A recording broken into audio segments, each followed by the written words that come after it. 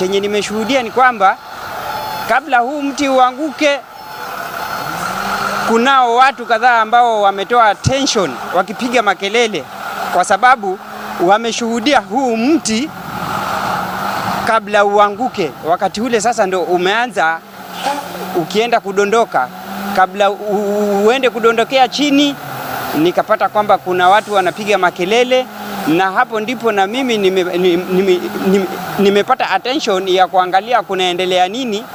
Mara ghafla ndo nikashuhudia huo mti ukiwa umejiachilia unaelekea chini kufunika hiyo barabara kabisa. Ingekuwa hii structure haingekuwa hapa, wangekuwa wamejenga kulingana ile building line ile ambao hao wengine wameweza kujenga, basi tunatarajia kwamba magari zingekuwa zimepakiwa huku ndani na hiyo hasara ya hizo magari haingeonekana hivi leo.